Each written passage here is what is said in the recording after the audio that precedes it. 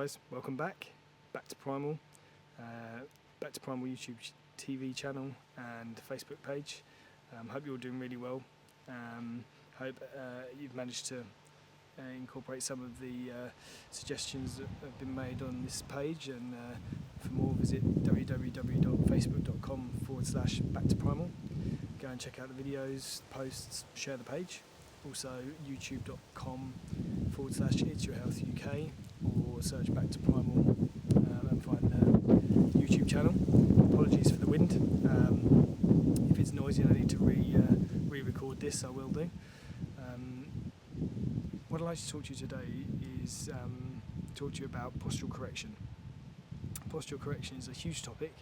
It's something that a good high 90% of patients need to address, especially in today's modern world of desks and driving and overly utilised bodybuilding techniques, guys walking around like gorillas, people getting out of cars looking like gorillas, imbalances through the pelvis and hips and quad hamstring imbalances, women wearing high heels. It's a huge issue, and what I actually want to talk about with you is the aspect of postural correction that isn't usually mentioned, and that's actually when you make the positive change and you make the positive improvements of postural correction. It's not always just a smooth ride, and I don't want people to expect it to be a smooth ride.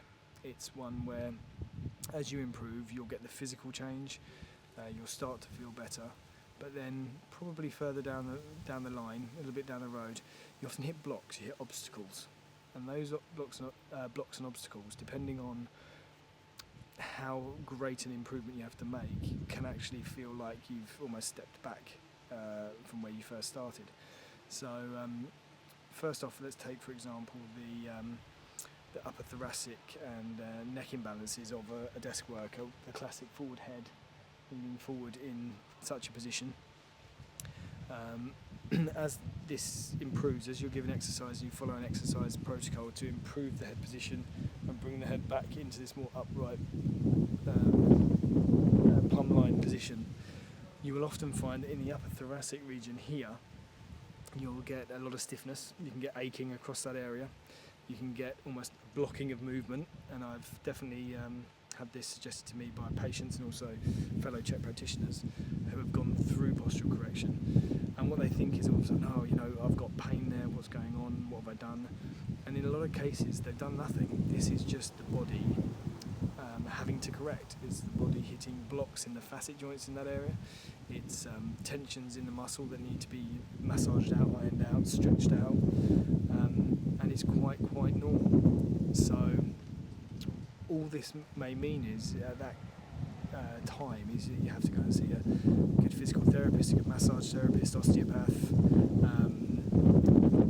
anyone who can assess you for restriction and apply appropriate soft tissue techniques and adjustment techniques to release that block. And what you'll often find is one treatment, releasing of the blockages in the upper facet joints, and the continuation of the improvement just carries on. So what often can be the worry is that, oh no, I'm getting pain, do I stop? Always go and see a qualified therapist, but in most cases, no, you don't need to stop. It's quite normal. It's almost like a 5 steps forward, 1 step back scenario, and you get it with a lot of healing approaches. You'll often get what's called a healing crisis, where you take stress off the body, or you improve the body to a point where you then make the body fight the problems it's got, and that's where you can often feel you taking some steps back, and people often go, oh, I've got to stop this. There are situations where that does have to happen, but hopefully you'll be guided through that. I'll give you a personal example. I used to do a lot of Thai boxing, and working twisted around a couch at work for large hours of the day, had a huge rotation through my dorsal lumbar junction or thoracic lumbar junction, which is the base of the rib cage where it attaches to the lower spine, and unbeknownst to me, I was carrying that rotation for a long period of time. And following 2 years of postural correction, which had seen me correct a lot of the imbalances around my pelvis, around my lower back, which was flattened, and I've reinstigated the natural curvature, have much better function through my hips. But I actually went through a corrective phase where on a foam roller I got a huge adjustment at my DL, at this joint, at the same time where I had a slight tweak in a glute muscle, and that actually created a whole catalogue of irritations where the trigger points in the quadratus lumborum muscle, which runs down the side of the lower back, and the lumbar rectus spine is basically started to stretch out where they've been shortened for so long. Massive trigger points down there, and it was very uncomfortable. It was a deep ache. It was also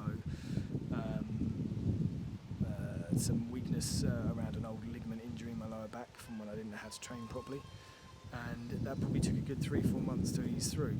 But looking back on it, I'm now in a much better range of motion. My function is better, my rotation is better, my posture is better, and therefore it was worth that 1.5 years of improvement, and then that 3 months of effectively stepping backwards, or what appeared to be stepping backwards, to rehabilitate and move on. Yes, I knew what was going on in my body, and yes, I got assessed by some colleagues just to make sure what I was suggesting was correct. And then I just backed off the training, eased through it, and then picked it up again afterwards. And I'm definitely much happier now that I've worked through that.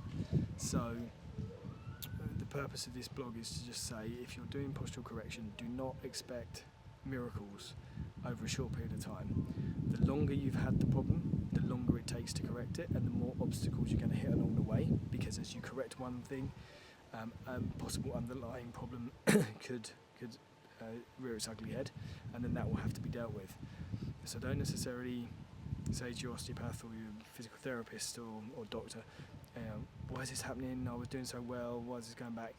Ask, is there a reason for this? Because 9 times out of 10 there is. If there isn't, then obviously the appropriate measures will have to be taken, and it could well be a new injury. But if you're training within yourself and within your capabilities, you should be able to just rest off a little bit, pick it back up again at a later date, and push on and keep improving and posturally correcting. So I hope that allays any fears for people going through postural correction. Look after yourselves, train safe, always get clearance from an appropriate therapist or practitioner. Eat well, be primal, and join the tribe. Take care, look after yourselves. Primal.